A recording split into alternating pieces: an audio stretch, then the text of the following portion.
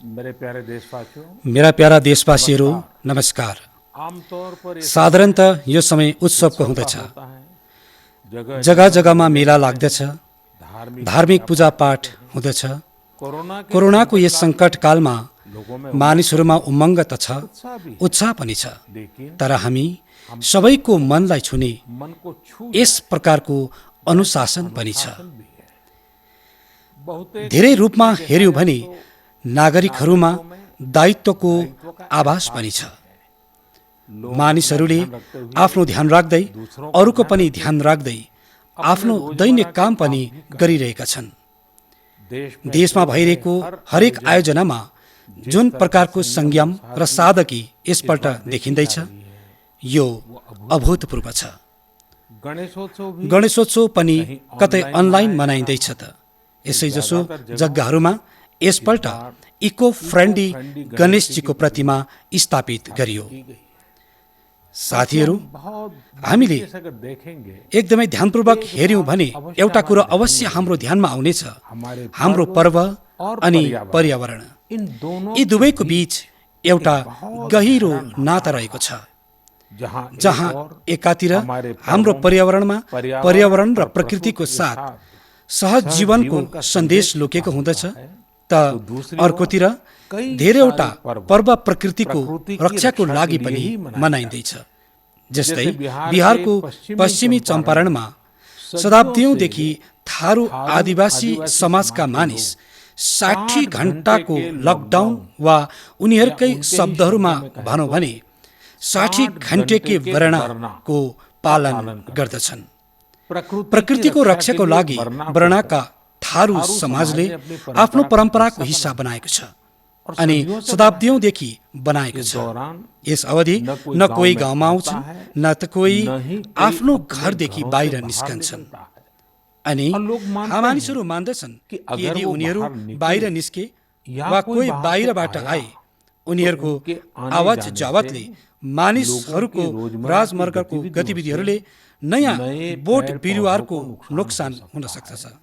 वर्णाको सुरुवातमा नयाँ तरिकाले हाम्रा आदिवासी भाइ बहिनी पूजापाठ गर्दछन्।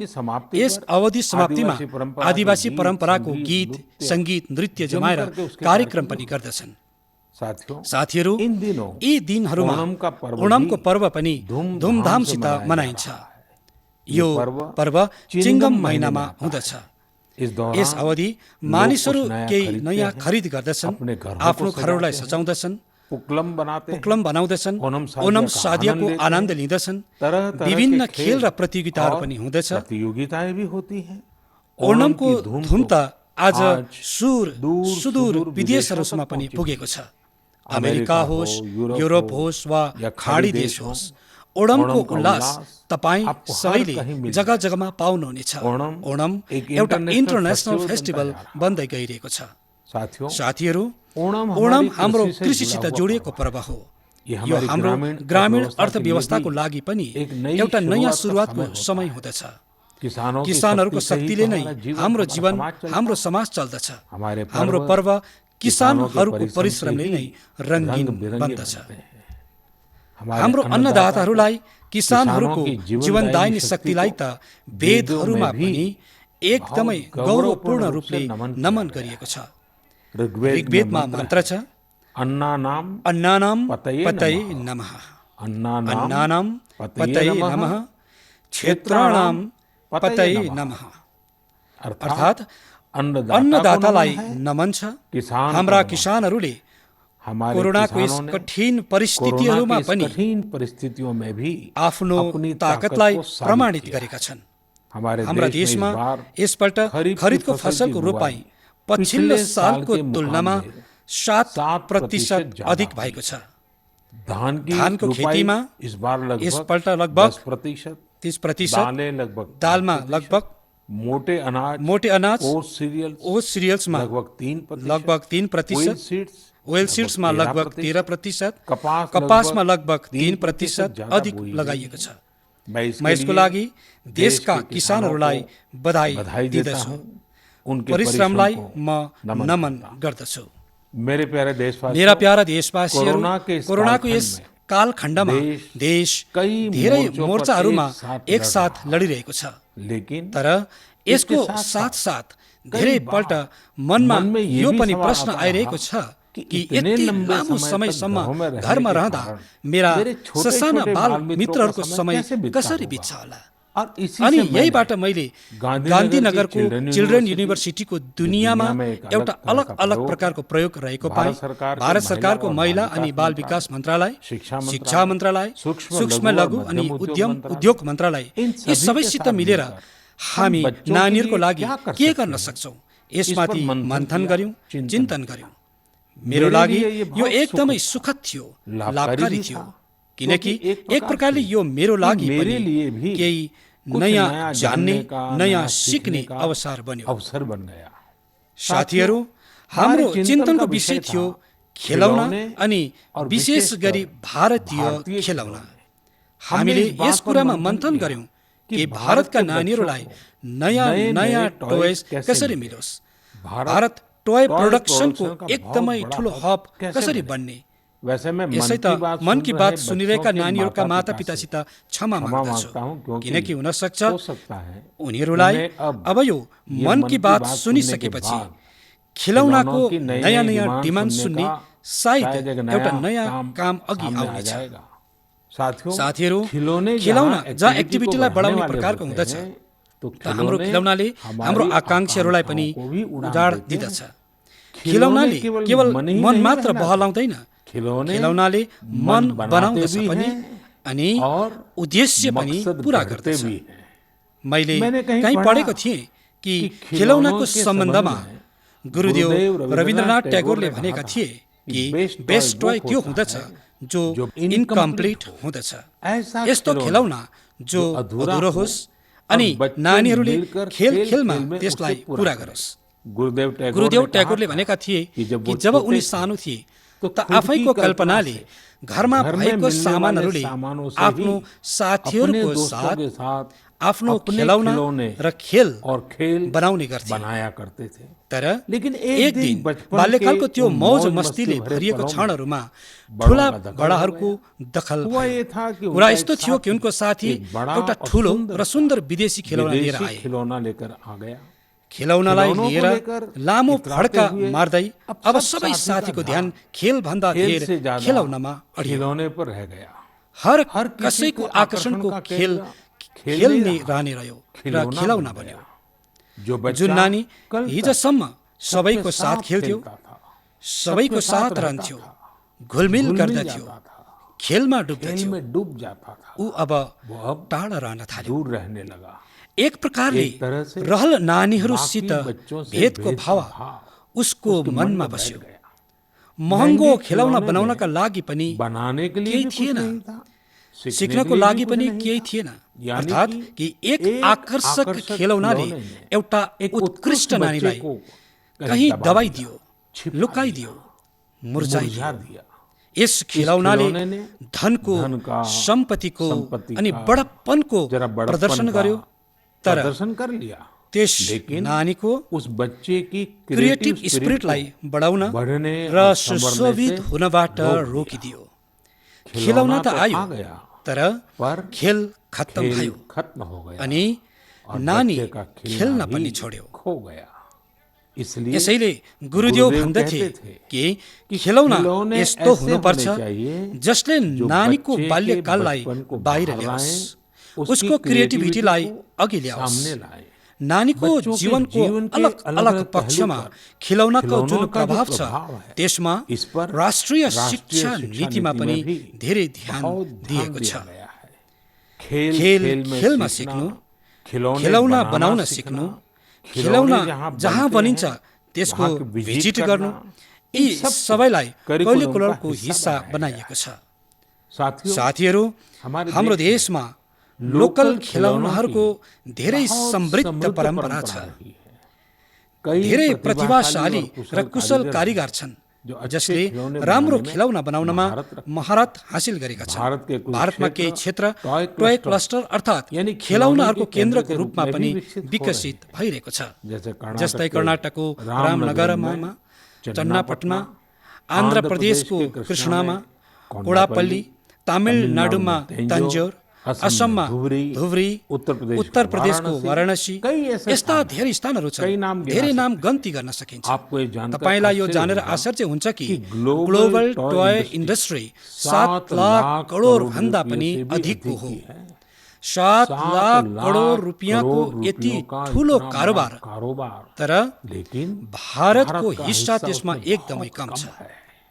अब तपाईँ सोच्नुहोस् कि जुन राष्ट्रमा यति विरासत छ, परम्परा छ, विविधता छ, युवा आबादी छ, कि खेलौना बजारमा उसको हिस्सेदारी यति कम हुँदा हामीलाई राम्रो लाग्छ र? एकदमै लाग्दैन। यो सुनेर तपाईलाई पनि राम्रो लाग्दैन। हेर्नु साथीहरू, टोय इन्डस्ट्री एकदमै व्यापक छ। गृह उद्योग होस्, साना अनि लघु उद्योग होस्, एमएसएमईस होस्, यसको साथसाथ ठुलो उद्योग र निजी उद्यमी पनि यसको परिधिमा आउँदछ। यसलाई अघि बढाउनका लागि देशले मिलेर मेहनत गर्नुपर्नेछ। अब जस्तै आन्ध्र प्रदेशको विशाखापट्टनममा श्रीमान सीवी राजु छन्। उनको गाउँको एतिकोप्पका टोयस एक समयमा एकदमै प्रचलित थियो। यसको विशेषता यो थियो कि खिलौनाहरूको काठको बनिन्थ्यो, अनि अर्को कुरा यो थियो कि यी खिलौनाहरूमा तपाईहरूलाई कहीँ कुनै एङ्गल वा कोण मिल्दैन थियो। यी खिलौनाहरू हरेक तर्फबाट राउन्ड हुँदथ्यो, यसैले नानीहरूलाई चोट लाग्ने कुनै ठाउँ नै हुँदैन थियो। सीवी राजुले एतिकोप्पका टोयसको लागि अब आफ्नो गाउँका कारिगरीहरूसित मिलेर एक प्रकारले नयाँ मुभमेन्ट सुरु गरेका छन्। राम्रो क्वालिटीको एतिकोप्पका टोयस बनाएर सीवी राजुले स्थानीय खेलौनाहरूको हराएको गरिमालाई फर्काई ल्याएका छन्। खेलौनाहरूको साथ हामी दुईवटा चिज गर्न सक्छौँ। आफ्नो गौरवशाली अतीतलाई आफ्नो जीवनमा फेरि उतार्न सक्छौँ अनि आफ्नो स्वर्णिम भविष्यलाई पनि सुन्दर बनाउन सक्छौँ। म आफ्नो स्टार्टअप मित्रहरूलाई, हाम्रा नयाँ उद्यमीहरूलाई भन्दछु, टिम अप फर टोयस। आउनुहोस् मिलेर खिलौना बनाऊ। अब सबैको लागि लोकल खिलौनाहरूको लागि भोकल बन्ने समय हो। आउनुहोस् हामी आफ्नो युवाहरूको लागि केही नयाँ प्रकारको राम्रो क्वालिटी भएको खिलौना बनाऊ। खिलौना यस्तो होस् जसको उपस्थितिमा बाल्यकाल खिलोस् अनि फुलोस् पनि। हामी यस्तो खिलौना बनाऊ जो पर्यावरणको लागि पनि अनुकूल होस्। साथीहरू, यस्तै प्रकारले अब कम्प्युटर र स्मार्टफोनको यस जमानामा कम्प्युटर गेम्सको पनि एकदमै ट्रेन्ड छ। यो गेम्स नानीहरू पनि खेल्दछन्, ठुलाहरू पनि खेल्दछन्, तर यसमा पनि जति गेम्स हुँदछ त्यसको थीम्स पनि धेरै जस्तो बाहिरकै हुँदछ। हाम्रो देशमा यति आइडियाज छ, यति धेरै कन्सेप्ट छन्, एकदमै समृद्ध हाम्रो इतिहास रहेको छ। के हामी त्यसमाथि गेम्स बनाउन सक्दैनौँ? सक्छौँ। म देशका युवा ट्यालेन्टलाई भन्दछु, तपाईँ भारतमा पनि गेम्स बनाउनुहोस् अनि भारतको पनि गेम्स बनाउनुहोस्। भनिन्छ नि, लेट द गेम्स बिगिन। लौ खेल सुरु गरौँ। साथीहरू, आत्मनिर्भर भारत अभियानमा भर्चुअल गेम्स होस्, टोयसको सेक्टर होस्, सबैले एकदमै महत्त्वपूर्ण भूमिका निभाउनु छ। अनि यो अवसर पनि हो जब आजभन्दा 100 वर्ष अघि असहयोग आन्दोलन सुरु भयो, तब गान्धीजीले लेखेका थिए कि असहयोग आन्दोलन देशवासीहरूमा आत्मसम्मान अनि आफ्नो शक्तिबोध गराउने एउटा प्रयास हो। आज जब हामी देशलाई आत्मनिर्भर बनाउने प्रयास गरिरहेका छौँ, त हामीले पूरा विश्वासको साथ अघि बढ्नु छ। हरेक क्षेत्रमा देशलाई आत्मनिर्भर बनाउनु छ। असहयोग आन्दोलनको रूपमा जुन बिउ रोपिएको थियो, त्यसलाई अब आत्मनिर्भर भारतको वटवृक्षमा परिवर्तित गर्नु हामी सबैको दायित्व हो। मेरा प्यारा देशवासीहरू, भारतीयहरूको इनोभेसन र सल्युसन दिने क्षमतालाई हर कोहीले मान्दछन्। अनि जब समर्पण भाव होस्, संवेदना होस्, तब यो शक्ति असीम बन्दछ। यस महिनाको सुरुवातमा देशका युवाहरूको अघि एउटा एक एप इनोभेसन च्यालेन्ज राखियो। रखा गया। यस आत्मनिर्भर भारत एप इनोभेसन च्यालेन्जमा हाम्रा युवाहरूले अधिक मात्रामा हिस्सा लिए। करिब 7,000 एन्ट्रिज आयो। त्यसमा पनि करिब 2/3 एप्स टियर 2 अनि टियर 3 शहरहरूका युवाहरूले बनाएका छन्। यो आत्मनिर्भर भारतको लागि, देशको भविष्यको लागि एकदमै शुभ संकेत हो।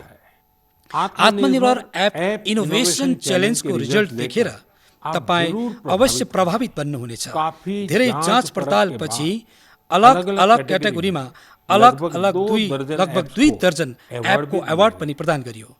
तपाईँ अवश्य यी एपको बारेमा जान्नुहोस् अनि यससित जोडिनुहोस्। हुन सक्छ तपाईँ पनि यस्तो केही बनाउनका लागि प्रेरित बन्नुहुनेछ। यी मध्ये एउटा छ कुटुकी किड्स लर्निङ एप। यो साना नानीहरूको लागि यस्तो इन्टरेक्टिभ एप हो जसमा गीत र कथाहरूको माध्यमबाट कुनै कुरामा नै नानीहरूले म्याथ साइन्समा धेरै कुरा सिक्न सक्छन्। यसमा एक्टिभिटिज पनि छ, खेल पनि छ। यस्तै प्रकारले एउटा माइक्रो ब्लगिङ प्लेटफर्मको पनि एप छ। यसको नाम हो KOO। यसमा हामी आफ्नो मातृभाषामा टेक्स्ट, भिडियो अनि अडियोको माध्यमबाट आफ्नो कुरा राख्न सक्छौँ, इन्टरेक्ट गर्न सक्छौँ। यस्तै प्रकारले चिङ्गारी एप पनि युवाहरू बीच निकै पपुलर भइरहेको छ। एउटा एप छ आक्स सरकार। यसमा च्याटबोटको माध्यमबाट तपाईँ इन्टरेक्ट गर्न सक्नुहुन्छ अनि कुनै पनि सरकारी योजनाको बारे सही जानकारी हासिल गर्न सक्नुहुन्छ। त्यो पनि टेक्स्ट, अडियो अनि भिडियो तीनै तरिकाले। यसले तपाईँलाई धेरै मद्दत गर्न सक्छ। अझ एउटा एप छ स्टेप सेट गो। यो फिटनेस एप हो। तपाईँ कतै हिँड्नुभयो, कतै क्यालोरिज बर्न गर्नुभयो, यो सम्पूर्ण हिसाब यो एपले राख्दछ अनि तपाईँलाई फिट राख्नका लागि मोटिभेट पनि गर्दछ। मैले यी केही उदाहरण दिएको छु। धेरै अरू एपले पनि यो च्यालेन्जलाई जितेको छ। धेरै बिजनेस एप छ, गेम्सको एप छ, जस्तै is equal to, books and expense, Zoho workplace, FTC talent. तपाईँ यसको बारेमा नेटमा सर्च गर्नुहोस्, तपाईँलाई धेरै जानकारी मिल्नेछ। तपाईँ पनि अघि आउनुहोस्, केही इनोभेट गर्नुहोस्, केही इम्प्लिमेन्ट गर्नुहोस्।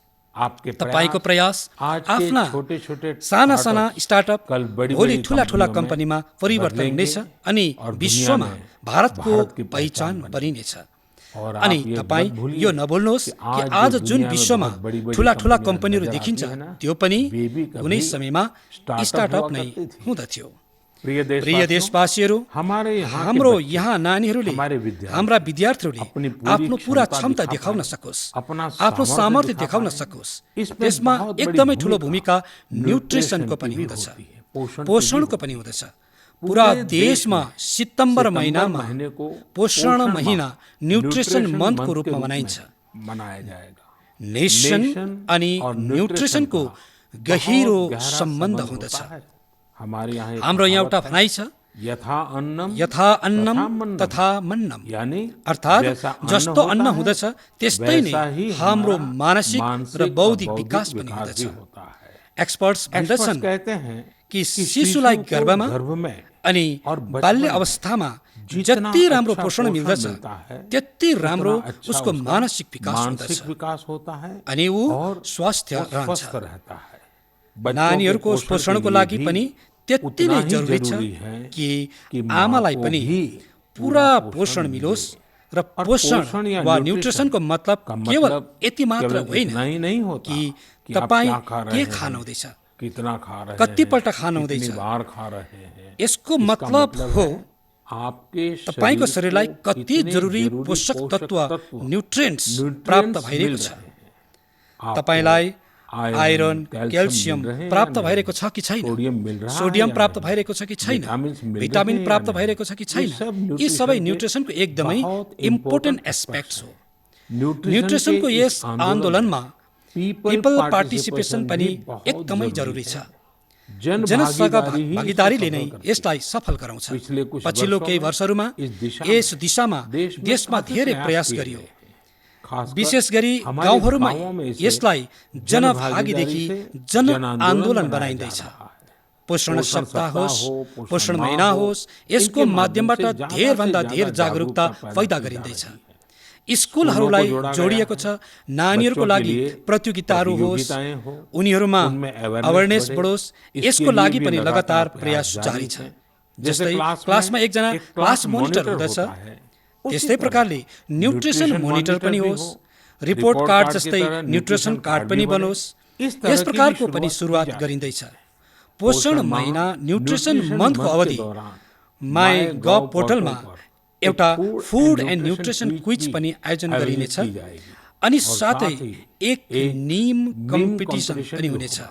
तपाईँ आफै पार्टिसिपेट गर्नुहोस् अनि अरूलाई पनि मोटिभेट गर्नुहोस्। साथीहरू, यदि तपाईहरूलाई गुजरातमा सरदार वल्लभभाई पटेलको स्ट्याच्यु अफ युनिटी जाने अवसर मिलेको होला अनि कोभिड पछि जब यो खुल्नेछ अनि जाने अवसर मिल्नेछ, त त्यहाँ एउटा युनिक प्रकारको न्युट्रिसन पार्क बनाइएको छ। खेलमा नै न्युट्रिसनको शिक्षा आनन्द प्रमोदको साथ त्यहाँ अवश्य हेर्न सक्नुहुन्छ। साथीहरू, भारत एउटा विशाल देश हो। खानपानमा धेरै विविधता छ। हाम्रो देशमा 6 अलग अलग ऋतुहरू हुँदछ। अलग अलग क्षेत्रहरूमा त्यहाँको मौसमको हिसाबले अलग अलग चिजहरू पैदा हुँदछ। त्यसैले यो एकदमै महत्त्वपूर्ण छ कि हरेक क्षेत्रको मौसम, त्यहाँको स्थानीय भोजन र त्यहाँ उत्पादन हुने अन्न, फल, साग सब्जीको अनुसार एक पोषक न्युट्रिएन्ट रिच डाइट प्लान बनोस्। अब जस्तै मिलेट, मोटो अनाज, रागी छ, ज्वार छ, यो एकदमै उपयोगी पोषक आहार हो। एउटा भारतीय कृषि कोष तयार गरिँदैछ। यसमा हरेक जिल्लामा के फसल हुन्छ, यसको न्युट्रिसन भ्यालु कति छ, यसको पूरा जानकारी हुनेछ। यो तपाईहरू सबैको लागि एकदमै ठुलो कामको कोष हुन सक्छ। आउनुहोस्, पोषक महिनामा पौष्टिक खाना र स्वस्थ रहनको लागि हामी सबैलाई प्रेरित गरौँ। प्रिय देशवासीहरू, बितेका दिनहरू जब हामी आफ्नो स्वतन्त्रता दिवस मनाइरहेका थियौँ, तब एउटा रोचक खबरमा मेरो ध्यान गयो। त्यो खबर हो हाम्रो सुरक्षा बलहरूका 2 बहादुर चरित्रहरूको। एक हुन् सोफी अनि अर्को विदा। सोफी र विदा इन्डियन आर्मीका जवान हुन्। डक्स हुन् अनि उनीहरूलाई चीफ अफ आर्मी स्टाफ कमेन्डेसन कार्ड्सद्वारा सम्मानित गरियो। सोफी अनि विदालाई यो सम्मान यसकारण मिल्यो किनकि यिनीहरूले आफ्नो देशको रक्षा गर्दै आफ्नो कर्तव्य एकदमै राम्ररी निभाएका छन्। हाम्रा सेनाहरूमा, हाम्रा सुरक्षा बलहरूसित यस्ता धेरै बहादुर जवान छन्, डक्स छन्, जो देशको लागि जिउँदछन् अनि देशको लागि आफ्नो बलिदान दिँदछन्। धेरै बम विस्फोटहरू, धेरै आतंकी षड्यन्त्रहरूलाई रोक्नमा यस्ता डक्सले एकदमै महत्त्वपूर्ण भूमिका निर्वाह गरेका छन्। केही समय अघि मलाई देशको सुरक्षामा डक्सको भूमिका बारेमा एकदमै विस्तारसित जान्ने अवसर मिल्यो। धेरै कथा पनि सुने। एउटा डक बलरामले 2006 मा अमरनाथ यात्राको बाटोमा धेरै मात्रामा गोला बारुद खोजेर निकालेको थियो। 2002 मा भावनाले आईडी खोजेको थियो। आईडी निकाल्दै गर्दा आतंकीहरूले विस्फोट गरिदिए अनि सवान शहीद भएका थिए। 2-3 वर्ष पहिला बिजापुरमा सीआरपीएफ का स्निफर डक क्रेकर्स पनि आईडी ब्लास्टमा शहीद भएको थियो। केही दिन अघि मात्र सायद तपाईहरूले टिभीमा एउटा ठुलो भावुक गर्ने प्रकारको दृश्य देख्नुभयो होला, जसमा बीट पुलिसले आफ्नो साथी डक राकीलाई पूरा सम्मानको साथ अन्तिम विदाई दिइरहेको थियो। रकीले 300 भन्दा अधिक केसरहरूलाई सुल्झाउनमा पुलिसले मद्दत गरेको थियो। डक्सको डिजास्टर म्यानेजमेन्ट र रेस्क्यु मिसनमा पनि एकदमै ठुलो भूमिका हुँदछ। भारतमा त नेशनल डिजास्टर रेस्पोन्स फोर्स एनडीआरएफले यस्ता दर्शनौं डग्सलाई स्पेसली ट्रेन गरेको छ। कतै भुइँचालो आउँदा, भवनहरू ढल्दा दबिएका जीवित मानिसहरूलाई खोजी निकाल्नमा यी डग्स एकदमै एक्सपर्ट हुँदछन्। साथीहरू, मलाई पनि बताइएको छ कि इन्डियन ब्रिडको डग्स पनि एकदमै राम्रो हुँदछ, एकदमै सक्षम हुन्छ। इन्डियन ब्रिडमा मुघोल हाउन्ड छ, हिमाचली हाउन्ड छ। ये एकदमै राम्रो प्रजातिको हो। राजपलायम, कन्नी, चिप्पी पराई अनि कोम्पाई पनि एकदमै राम्रो इन्डियन ब्रिड्स हो। यसलाई पाल्नमा खर्च पनि एकदमै कम आउँदछ अनि यो भारतीय माहौलमा ढल्कियो पनि हुँदछ। अब हाम्रो सुरक्षा एजेन्सीहरूले पनि यी इन्डियन ब्रिडका डग्सलाई आफ्नो सुरक्षा दस्तीमा सामेल गरिरहेका छन्। पछिल्लो केही समयमा आर्मी, सीआईएसएफ, एनएसजीले मुघोल हाउन्ड डग्सलाई ट्रेन्ड गरेर डग स्क्वाडमा सामेल गरेको छ। सीआरपीएफको कोम्बाई डग्सलाई सामेल गरेको छ। इन्डियन काउन्सिल अफ एग्रिकल्चर रिसर्चले पनि भारतीय प्रजातिको डग्समाथि रिसर्च गरिरहेको छ। उद्देश्य यही हो कि इन्डियन ब्रिड्सलाई अझ राम्रो बनाउन सकियोस् अनि उपयोगी बनाउन सकियोस्। तपाईँ इन्टरनेटमा यसको नाम सर्च गर्नुहोस्, यसको बारेमा जान्नुहोस्। तपाईँ यसको सुन्दरता, यसको क्वालिटिज देखेर दङ्ग पर्नुहुनेछ। अघिल्लो पल्ट जब पनि तपाईँ डग पाल्ने विचार गर्नुहुन्छ, तपाईँ अवश्य मध्ये कुनै इन्डियन ब्रिडको डगलाई घर ल्याउनुहोस्। आत्मनिर्भर भारत जब जनमनका मन्त्र बनिरहेको छ, त कुनै पनि क्षेत्र यसबाट पनि कसरी छुट्न सक्छ? मेरा प्यारा देशवासीहरू, केही दिनहरूपछि 5 सितम्बरमा हामी शिक्षक दिवस मनाउँदैछौँ। हामी सबै जब आफ्नो जीवनको सफलताहरूलाई, आफ्नो जीवन यात्रालाई हेर्दछौँ, त हामीलाई आफ्नो कुनै न कुनै शिक्षकको याद अवश्य आउँछ। तेजीका साथ बदलिँदो समय र कोरोनाको सङ्कटकालमा हाम्रा शिक्षकहरूको सामुन्ने पनि समयको साथ बदलावको एउटा चुनौती आउँदछ। मलाई खुसी छ कि हाम्रा शिक्षकहरूले यस चुनौतीलाई केवल स्वीकार मात्र गरेन, तर त्यसलाई अवसरमा बदलिदिए। पढाइमा तकनिकीको धेरभन्दा धेर उपयोग कसरी होस्, नयाँ तरिकाहरूलाई कसरी अपनाउन सकिन्छ, विद्यार्थीहरूलाई कसरी मद्दत गरौँ, यसलाई हाम्रा शिक्षकहरूले सहजताका साथ अपनाए अनि आफ्नो स्टुडेन्टलाई पनि दिए। आफ्ना देशमा हरेक जग्गा केही न केही इनोभेसन भइरहेको छ। शिक्षक र छात्रहरू मिलेर केही नयाँ गरिरहेका छन्। मलाई भरोसा छ कि जुन प्रकारले देशमा राष्ट्रिय शिक्षा नीतिको माध्यमबाट एउटा ठूलो बदलाव हुन गइरहेको छ, हाम्रा शिक्षकहरूले यसको पनि लाभ छात्रहरूसम्म पुर्याउनमा अहम भूमिका निभाउनेछन्। साथीहरू, अनि विशेष गरी मेरा शिक्षक साथीहरू, वर्ष 2022मा हाम्रो देशले स्वतन्त्रताको 75 वर्ष मनाउनेछ। स्वतन्त्रता अनि अनेक वर्षहरूमा हाम्रो देशमा आजादीको जंग, त्यसको एउटा लामो इतिहास रहेको छ। यस अवधि देशको कुनै कुना यस्तो थिएन जहाँ आजादी प्रेमीहरूले आफ्नो प्राण न्यौछावर नगरेको होस्, आफ्नो त्याग नगरेको होस्। यो एकदमै आवश्यक छ कि हाम्रा आजका पिँढी, हाम्रा विद्यार्थी आजादीको जंग, हाम्रो देशका नायकहरूसित परिचित रहन्, यसलाई त्यति नै अनुभव गरून्। आफ्नो जिल्लामा, आफ्नो क्षेत्रमा आजादीको आन्दोलनको समय के भयो, कसरी भयो, को शहीद भए, को कति समयसम्म देशको लागि जेलमा रहे, यी कुराहरू हाम्रा विद्यार्थीहरूले जाने भने उनीहरूको व्यक्तित्वमा पनि त्यसको प्रभाव देखिनेछ। यसको लागि धेरै काम गर्न सकिनेछ, जसमा हाम्रा शिक्षकहरूको ठूलो दायित्व छ।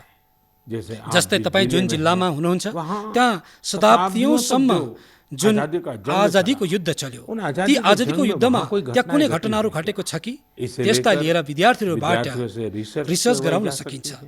यसलाई स्कुलमा हस्तलिखित अङ्कको रूपमा तयार गर्न सकिन्छ। तपाईको शहरमा स्वतन्त्रता आन्दोलनसित जोडिएका कुनै स्थान छ भने विद्यार्थीहरू त्यहाँ लान सक्नुहुन्छ। कुनै स्कुलका विद्यार्थी ठान्न सक्दछन् कि आजादीको 75 वर्षमा आफ्नो क्षेत्रको आजादीको 75 नायकहरूमाथि कविताहरू लेख्नेछन्, नाट्यकथाहरू लेख्नेछन्। तपाईको प्रयास देशका हजारौं लाखौं अनसङ हिरोजलाई अघि ल्याउनेछन्, जो देशका लागि बाँचे, जो देशका लागि मरे, जसको नाम जिनके नाम समयको समय के साथ साथ विस्मृतिमा विस्मृत हो गए। बिलाए। ऐसे महान यस्ता महान व्यक्तित्व व्यक्तित्वहरूलाई अगर यदि हम हामीले सामने अघि ल्यायौँ भने लाएंगे, आजादीको आजादी के 75 वर्षमा में उनीहरूलाई उन्हें याद करेंगे, गर्यौँ भने तो उनीहरूलाई उनको साँचो सच्ची श्रद्धाञ्जली हुनेछ। होगी। अनि और जब 5 सितम्बरको दिन शिक्षक दिवस मनाइरहेका छौँ, तब म मेरा शिक्षक साथीहरूसित अवश्य आग्रह गर्नेछु कि यसको लागि एउटा माहौल बनाऊ, सबैलाई जोडौँ अनि सबै मिलेर जोडौँ। प्रिय देशवासीहरू, देश आज जुन विकास यात्रामा चलिरहेको छ, यसको सफलता सुखद तब हुनेछ जब हरेक देशवासी यसमा सामेल हुनेछन्, यस यात्राको यात्री हुनेछन्, यस पथको पथिक हुनेछन्। यसैले यो जरुरी छ कि हरेक देशवासी स्वस्थ रहून्, सुखी रहून् अनि हामी मिलेर कोरोनालाई पूर्ण रूपले हराउँ। कोरोना तब मात्र हार्नेछ जब तपाईँ सुरक्षित रहनुहुनेछ, जब तपाईँ 2 गजको दूरी, मास्क जरुरी, यस संकल्पलाई पूर्ण रूपले पालन गर्नुहुनेछ। तपाईँ सबै स्वस्थ रहनुहोस्, खुसी रहनुहोस्। यिनै शुभकामनाको साथ अघिल्लो मन की बातमा फेरि भेट्नेछौँ। धेरै धेरै धन्यवाद। नमस्कार।